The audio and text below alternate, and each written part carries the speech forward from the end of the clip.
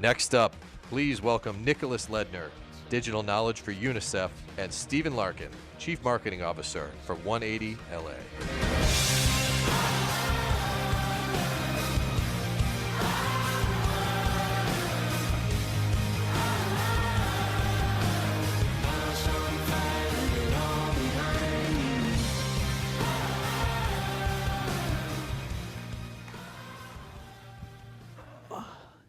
How's everyone doing? It is so good to be back in Boston. So Kathy and Ad Club, thanks for having us. So I spent like 20 years in this market, then I moved to LA 4 years ago. And I got the first thing I did today was I took a walk, got a Herald, a Boston Globe, and a medium regular. It was the best. It's so true. And I went to the Boston Ferry Museum. So that was a cool experience for me as well. That's great. So, hey, thanks for having us. We're going to tell the story of the UNICEF Unfairy Tales campaign. This is the first time we've done it. And it's been a great journey with UNICEF and Nick. And before I begin, I just want to talk about UNICEF. And I mean this. I remember I was in a meeting in New York probably about a year ago. And it's amazing what this organization does. It's so empowering, and they're amazing people. Every day they wake up with the sole purpose of literally helping children. And it's so inspiring. So for that, I just want to thank Nicholas and UNICEF globally. They're great. Yeah, I mean, we're in the headquarters, but these people in offices like Syria and throughout East and West Africa, they don't stop working. So those are the ones that are really having the intense day-to-day assignments. Great. So this is an important slide because right now Nick's going to take you through the why we're doing this, because it's so important, because we're talking, like, when you think about the theme of the show, it's about engagement and like how do you engage in new ways. And this is a story of humanity and children, and it's not just it's a global issue. And then we're going to talk about what we did, then lastly how we did it. Mm-hmm. So I'm with the social media team with UNICEF and the headquarters. We don't focus on fundraising, we focus on awareness and advocacy. UNICEF and the UN operates where you basically have emergency scenarios in specific countries. That is basically determined as an L3 emergency. At the time in 2015, Syria was designated an L3 emergency. So our online team had the task of how do we create emotionally engaging stories around what's happening. It's not hard for our colleagues in the field to get specific stories from children related to how they were affected, what were their journeys like when they had to flee their homes at a moment's notice. That stuff's not necessarily difficult. The difficult challenge is when we're really needing to find a new way to basically showcase this to, say, a millennial audience globally that is inundated all the time with the same messages. So it is our task as UNICEF's social media team to figure out a new way to get this story across, to make people feel something and to kind of empower them to share. So you'll see a couple statistics here. This is specifically from Syria, and these stats might be a little bit old. That means basically the 4 million is 4 million children within Syria specifically displaced from their home due to conflict and violence. Now, globally, the number of children displaced because of conflict and war is roughly 28 million children. So since the time that we started this specific campaign focused on Syria, this idea of children uprooted globally has dramatically increased, and that's just because of conflict happening everywhere. Actually, it's 50 million children if you want to include refugees, as well as just displaced children globally due to various issues. So there's a never-ending need for UNICEF to kind of keep driving awareness around what's happening related to this children's crisis. So another slide focusing specifically on the Syria refugee crisis. As I emphasized, this crisis has now kind of escalated to a global perspective happening in countries all over the world. Specifically, right now you can look at places like Afghanistan, you can look at places like Syria, you can look at places like Myanmar. This is happening everywhere. So when we initially started this thing, it really was on the Syrian children. Collaborating really closely with colleagues around the world to capture the story of children who had to flee their home literally within a couple hours. So you might see the news related to what's happening with people coming from, let's say, Turkey to Greece, people coming from Libya to Italy. Millions and millions of migrants and refugee children, along with their families, are fleeing every single day. And how is UNICEF supporting these children, not only when they're on the move, but also when they arrive at these new homes? How are we advocating in Europe? How are we talking to governments around the world to actually try to include these children? But we had these specific stories from 3 specific children who were detailing how traumatic it was from their own eyes and their own mouths as to what they went through, having to cross a massive body of water in the middle of the night with way too many people on board. These kids are 5 years old to 12 years old. So you can only imagine if your mom comes into your room in the middle of the night, says, "We gotta go." You grab maybe one of your favorite toys, and then you're basically on a journey that could last weeks. Stephen? Yeah, and it was especially when we first, at 180 LA, when we first started working on this thing, even as we started to peel away the onion, it was amazing. It was like, I knew the crisis, but as it was like, oh my God, I can't believe this is actually happening in the world.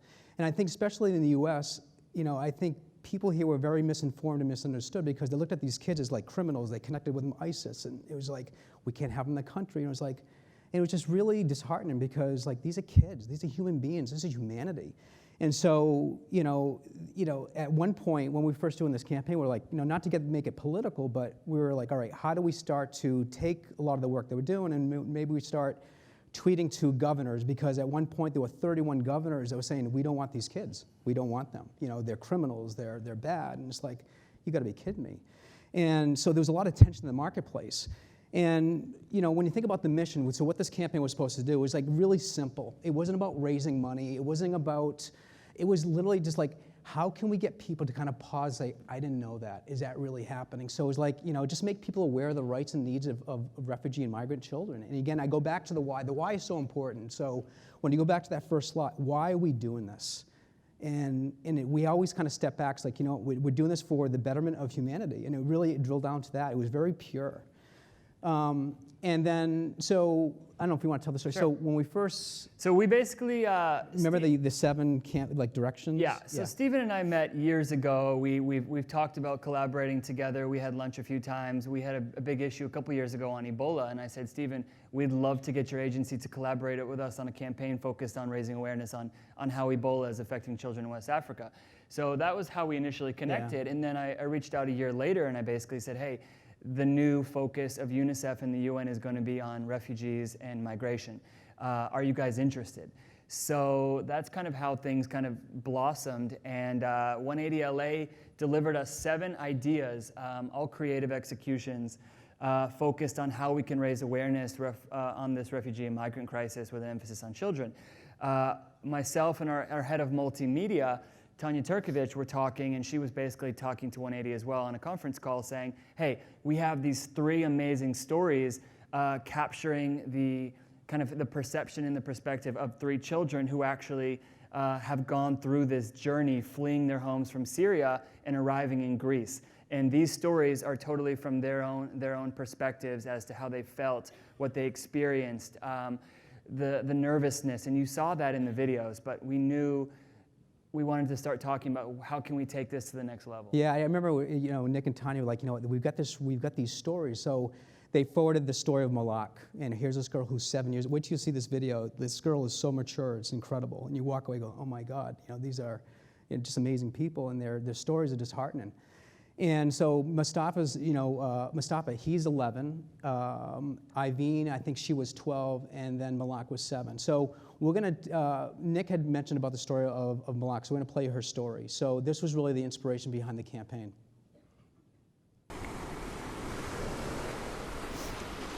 ما بحب أزعل حدا. ليش بدي أزعلك؟ إذا بدي أزعلك بدي أحكي لك قصة طلعنا على البلا. كانت كتير كبيرة. أنا أول ما شفتها خفت. بعد ما طلعت حبيتها ما خفت أكتر.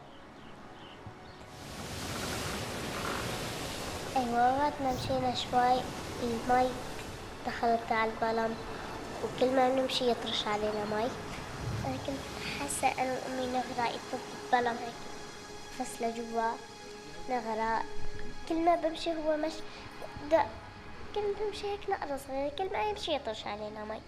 وأنا كنت لابسة هيك نفسي وكنت بردانة كتير كتير كتير. بعد ما بردت خفت كتير كتير كتير كتير.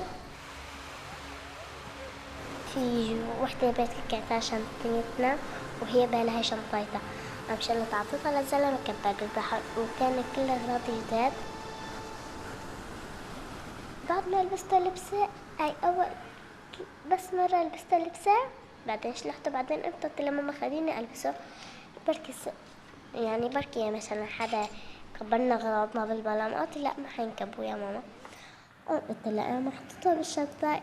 قام طلع كلامي صح، قام نكبوا. بعد ما طلعت الشمس طلعت على أمي لقيتها تحت هيك بركة على المي. لأشفع أمي قام رفعتها لأمي. قام خلص البنزين أجا هذا تبع صياد السمك شدنا على الشاطئ.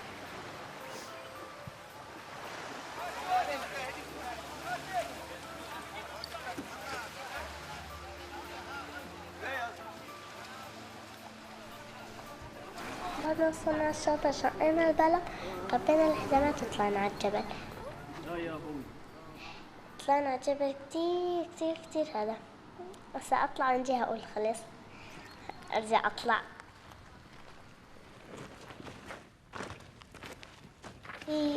في ما بعرف وين نمنا والله نسيت. أنا ما كنت متذكرة كتير. بعد ما وصلنا على هذا رفضنا حالنا صرنا نروح على الشرطة. بعدين ما رحنا على الشرطة قالوا لنا روحوا. كتير مشتاقة يعني اشتقت لها لمدرستي اللي بسوريا. أيوة اشتقت لها لأنستي وكانت أنستي كتير حبابة يعني ما كانت تزعلني طول وكتير رفقة عندي كان. بس هلا ما ضل حدا. إن شاء الله نرجع مثل الأول. إن شاء الله ترجع سوريا مثل الأول.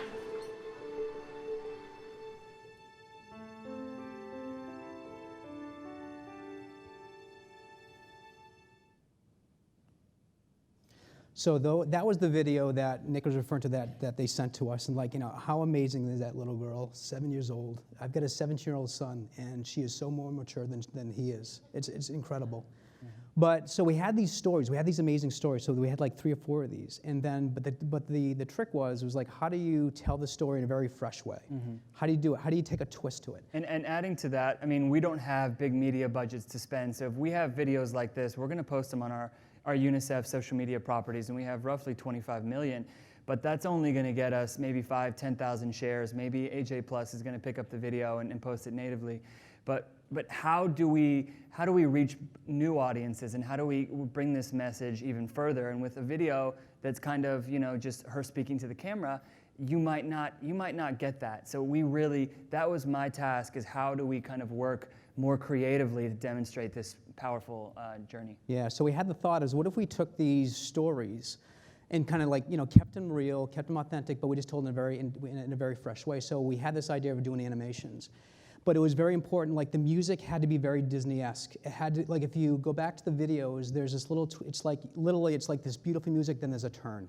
And the animation, we wanted to make it beautiful. So some of these are very like when we show you the Malak video, it's almost like very Pixar quality. So we get some of the best creative partners on the globe working on this thing. And so we had to have that twist. It had to feel like a children's story. So the creative idea was like, hey, you know, some stories are never meant for children. So it was that, again, that twist. Mm. And you know, one thing too is, this is something that we're very proud of, and there were for this whole campaign, there were no invoices. No one got paid a cent. Everyone did it for the love of it, and you know, we had some of the best animation houses globally. I mean, there was people from Brazil, the UK, everyone donating thousands and thousands of hours of time. And I was actually talking to my CFO last week, and we're just chatting, and he was like, he wasn't asking about money or anything, but our Amsterdam office is going to be doing some work with you guys. And they were like, do we have a written agreement with UNICEF? I'm like, I don't think we have an NDA. Contracts are a big nightmare within the UN system. So this approach was so appreciated and thankful, because we needed to act quickly, and any sort of paperwork would have definitely slowed us down. And the passion that everyone exuded who was in the private sector to jump in was unbelievable. I mean, we could not have afforded to create this stuff for this campaign without the pro bono support. Yeah, it was great, and everyone just kind of went all in on this.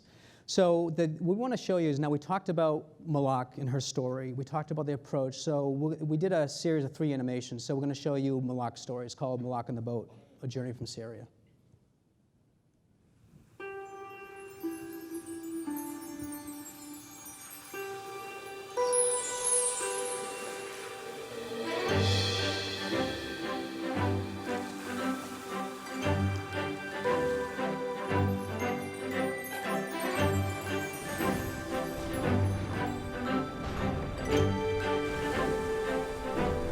كانت كتير كبيرة، أنا أول ما شفتها خفت. أيوة، وقت ما مشينا شوي المي دخلت على البلم، وكل ما نمشي يطرش علينا مي، وكنت بردانة كتير كتير كتير. بعد ما بردت خفت كتير كتير كتير كتير.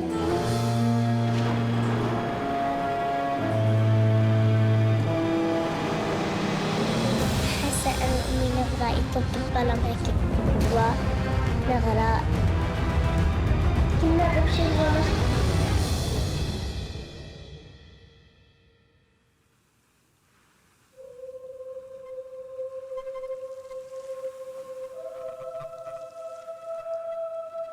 وكتير رفقة عندي كان.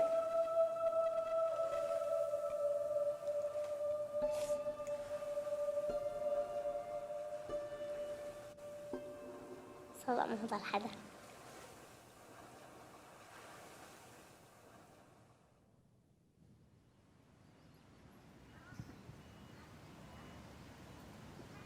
اسمي ملاك، عمري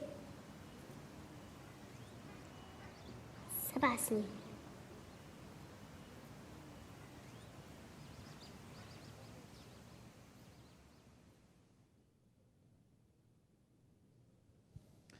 So we actually did that was just one of 3. We did Mustafa Goes for a Walk, Iveen in a Pillow, and then obviously Malak on the Boat. But in addition to the animations, we took that content and we made it into social content. There's one thing great about the UNICEF owned channels is they had there was no money behind this thing. There really wasn't. But if we told the story in a very interesting manner and we were to access and activate their social channels, then it would spread. Yeah. And that was the idea behind it. We needed earned media, and we knew that from the get-go, so we knew we needed something that was going to be different. Specifically on this crisis, so many people have had these direct-to-camera kind of experiential stories, so we knew if we wanted to get the press, to get the media online talking, it would have to be different. Yeah. So we're going to show the case study video. One thing is, we're going to show the case study video next. That gives you more of a sense of kind of holistically what we did creatively, as well as from just from a PR standpoint, because we really had to rely on PR to getting the message out. But this for 180, this has been actually one of the most awarded campaigns creatively in the world, and which is great. But I still, so what? It's great. We won at Cannes, we won the Grand Prix. We won 4 Clios last week. But again, so what? I go back to the why, why we're doing this. And, for me personally, it's like one of the most important things I've ever worked on, just because of why we're doing it. And I think when you think about this room, so I don't know, there was 700 people here. Think about collectively what everyone can do. You got people who are buyers, who are sellers, who are makers. And if we would just kind of galvanize, I'm a firm believer, if we can take our craft and do something good about it, I think that's great. It's like, I think as I tell people, as I get older, I get softer, but I mean it. It's like, if we can do something good with our business, and when you think about the people in this room, you all have the ability to do that. And so at 180, we try to take a couple projects every year to do something good. So we're gonna play the case study video. And everyone at UNICEF was so appreciative of 180. We've done as much as we could to thank them in as many ways as possible, which I hope they appreciate. And no invoices, and no NDA.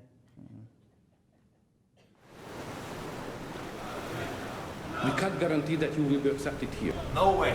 You will not make the Netherlands home. They could be ISIS.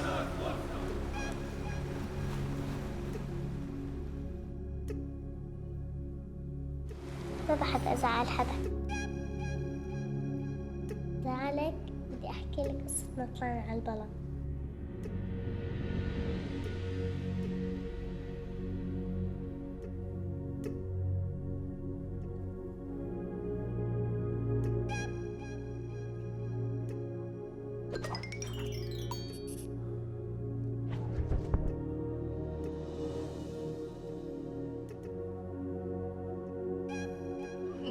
شفنا جثث شفنا الدم يعني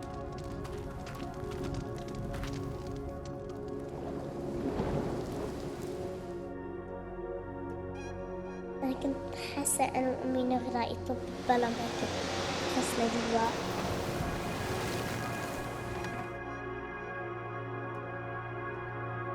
بدنا نموت ونوصي الله لا يقدر.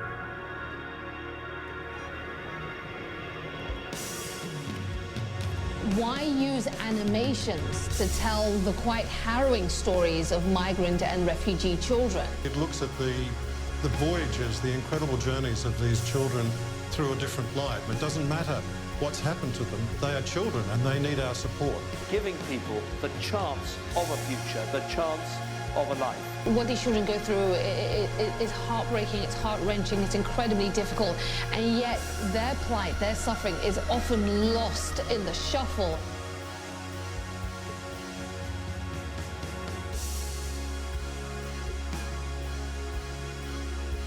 Syria's future depends on its children, and their future depends on you.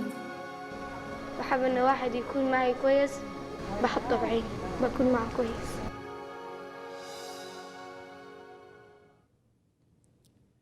And an update.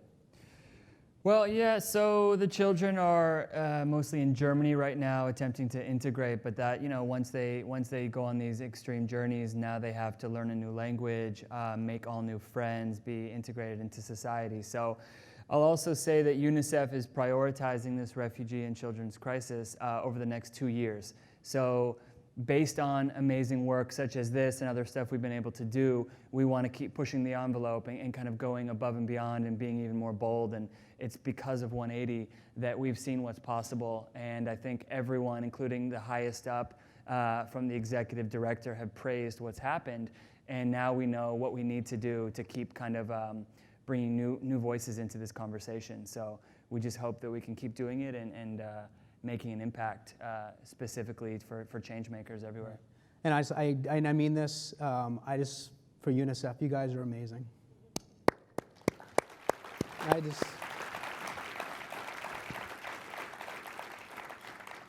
That's it. Coffee break.